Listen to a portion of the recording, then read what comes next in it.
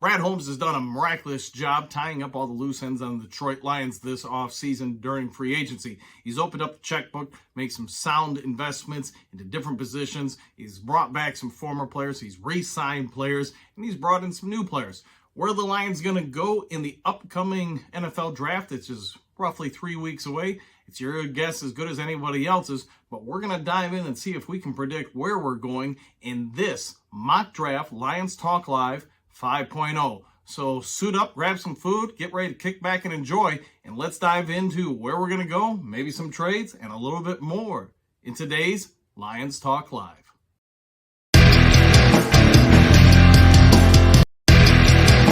Well, greetings and salutations, everybody out there in YouTube land. I'm your host once again, Dan Thornton, and I get we've been gone for a little over a week now on Lions Talk Live. Sorry, vacations happen during the spring and summer, and you're going to grab them where you can. Since we had a little bit of a lull in the season after free agency and before the draft, it seemed like as good a time as any. Now, you're going to get into this mock draft. You're going to see some things that have happened. We do predict a trade up from a team to number 3 overall, and how does that benefit the Lions? Keep in mind, we're only going to play the choices put available to us to the Detroit Lions. We're not picking for every team. We're not picking every trade scenario. We're going to let the computer simulator do what it does, and we're just going to play the board in front of us. So, how do the Lions go? We're going to try to judge it from how I believe what would be best for the team. Let's get into all that and kick it off right now. All right, everybody, let's kick this mock draft 5.0 off. As you can see on the screen in front of you, we've got the first 5 picks. Yes, you can see at number 3, there's been a trade up by Tennessee. But let's go through the first one. We got Carolina taking C.J. Stroud. And remember, with this mock draft, I'm just going to go with the players that the computer simulation give us for the Detroit Lions to select from. I've got nothing to do with who goes at 1, 2, 3, or 4, or anything like that, or any trade ups that happen or whatever, unless it involves the Detroit Lions. So, Carolina takes Stroud, who, in my opinion, is the better of the 2 quarterbacks as far as for the NFL level. We'll wait and see if that actually translates. But moving on, pick 2, Bryce Young, number 2, Texans, no big surprise there. Anthony Richardson is the selection for Tennessee. And hey, you got Malik Willis, the quarterback who they took in the 3rd round last year as the backup.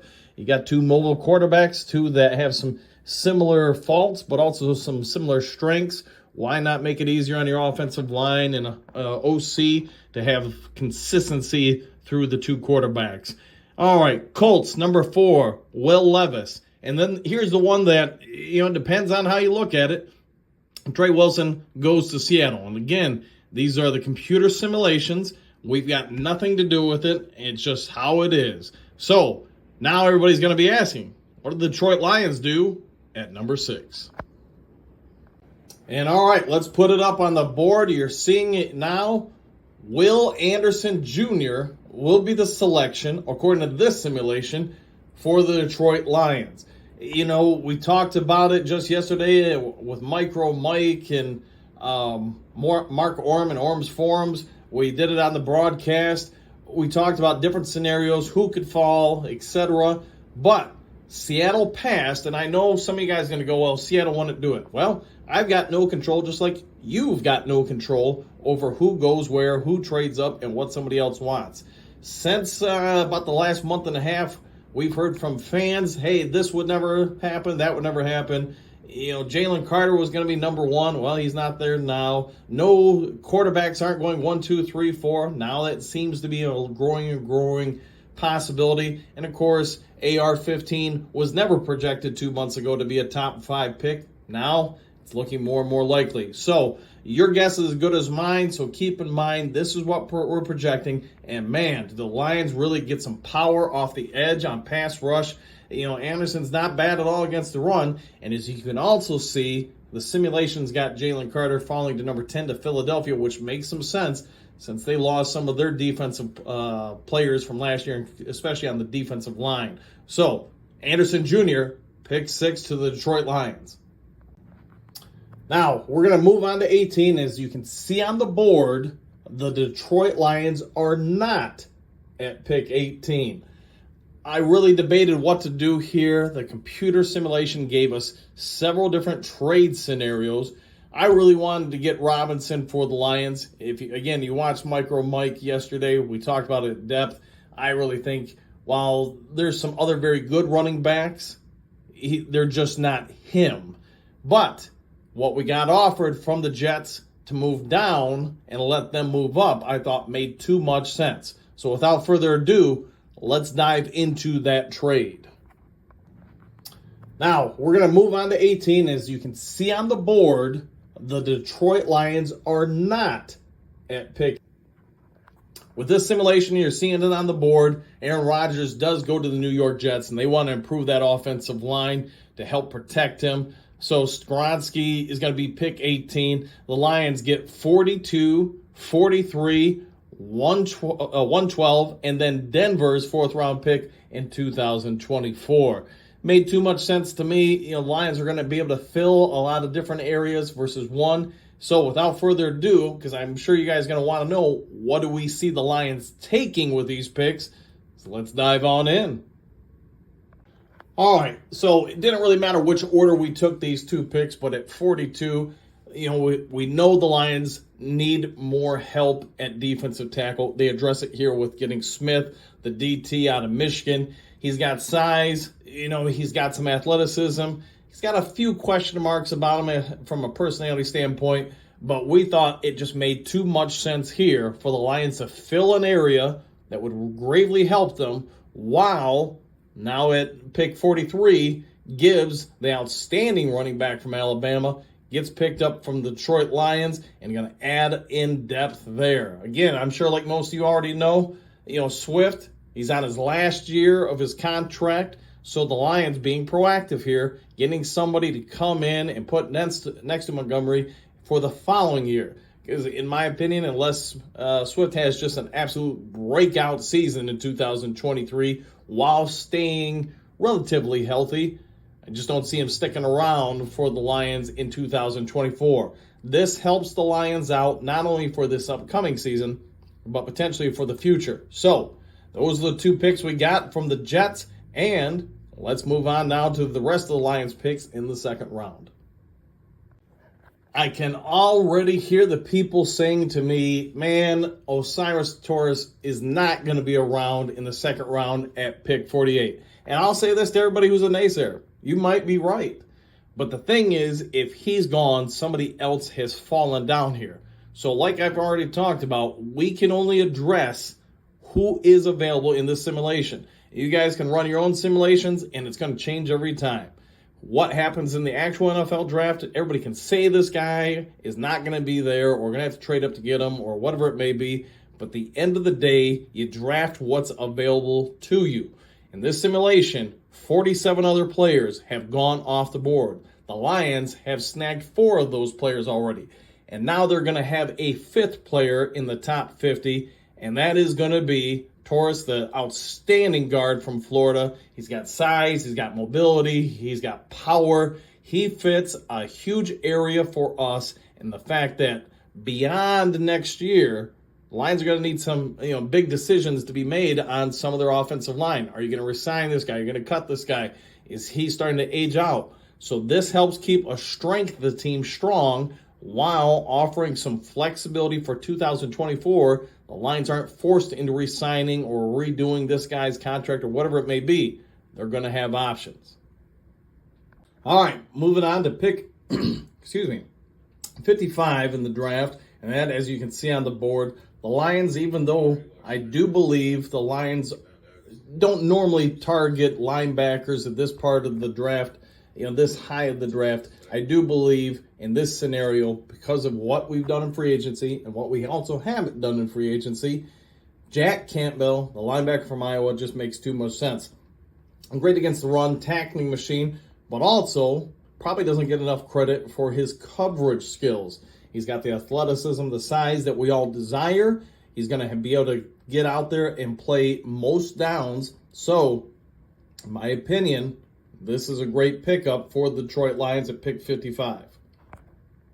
All right, now you would think that the Lions have a little bit of time to the next pick, but we're being aggressive here. Again, this is what I would do if I'm Brad Holmes and I'm looking at the board, I'm saying, where do we really still have needs for this team?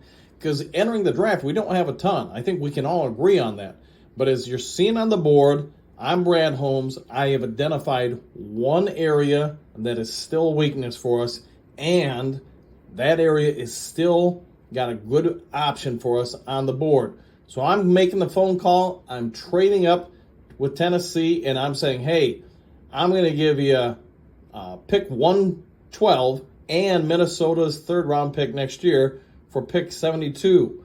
I believe by going for Hendon Hooker here, you're going to avoid a bidding war. I think if we wait about another 5 or 10 spots, you're going to have a ton of teams going. And yes, I get it's very possible he's not available here at 72. Let's move on from that. We're drafting the board in front of us.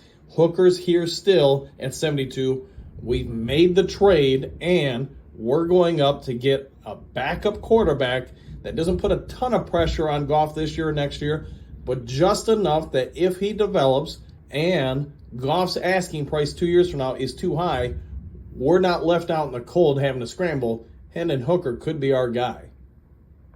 All right, moving on now from that trade and picking up probably the one real spot we had question marks about left on the team. Now we're just trying to add a little bit more depth here and there with some players that perhaps need a little bit of work, going to need some time to grow. But at pick 81, if you've watched Lions Talk Live and some of our mock drafts prior, this is no surprise. At 81, he's there for us. And A.T. Perry, the 6'4.5", 6'5", outstanding speed wide receiver from Wake Forest. We're going to go up and get him and add another body, and something we honestly don't really have with our receivers, just a big body with speed that can go up and get it.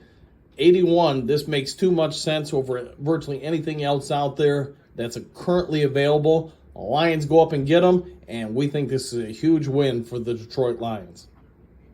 All right, so if ever you wanted a break to go grab some food, whatever, go get a workout in, you've got plenty of time because of the trades and just how everything's worked out this year for the draft, because we're going to go from pick 81 to pick 152. And as you're seeing on the board, backup safety material, somebody who's going to be able to develop, push for a roster spot, probably help out on special teams.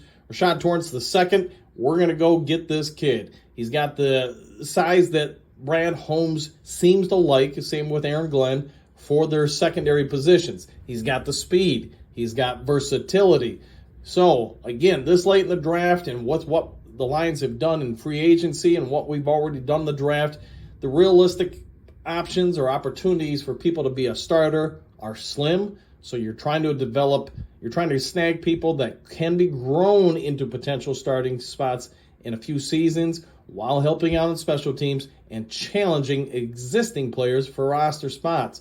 Not everybody who's drafted this year is going to make the roster. Those days are probably behind us because there's just simply too much depth across the board for most positions at the Detroit Lions. 152, Rashad Torrance II. All right, last pick for this year's draft, and let's be fair, this is probably, again, no real surprise for Detroit Lions fans. Jake Moody, 183 for the Detroit Lions. Most are going to say, why go for this kid? And it's simple. I think his upside is stronger than our current kicker. His leg is stronger than our current kicker from distance. Is the accuracy there? I think it's pretty similar. So if I'm Brad Holmes, I'm able to save money, get younger, and even to slightly better at a position. I don't care what the name is on the back of the jersey. It's the one on the front that matters, and we're worried about the team. If I can get slightly better anywhere, you got to go for it. And I believe Jake Moody, while it's not a huge difference right now, I believe by season 2 or 3, it could be a noticeable difference at the kicking position while still saving some money. So pick 183, no stranger to anybody, probably watching Lions Talk Live, Jake Moody, the kicker from Michigan. All right, that should do it for Mock Draft 5.0. What are your thoughts about it? If you haven't yet subscribed to Lions Talk Live, please consider doing so. We'd really like to get up to 3,000 before kickoff of the NFL season this fall. We're at 25 plus right now. So if you haven't yet subscribed, go ahead and hit that subscription button. Maybe leave a like or a thumbs up on this video. And of course, please communicate with us and let us know your thoughts on the video or the selections in the comment section below. We believe in this scenario, this 5.0 mock draft, the Lions type a lot of remaining loose ends, add a lot of depth, get younger and better at key spots. But, of course, everything's up to debate. Let us know your thoughts. Hope you all have a great day, and we'll see you next time on Lions Talk Live. One last footnote, don't forget, we will have a live broadcast this Sunday, 6 p.m. So feel free to schedule it, put a notification up, and let some people know. Take care. Enjoy the rest of your day.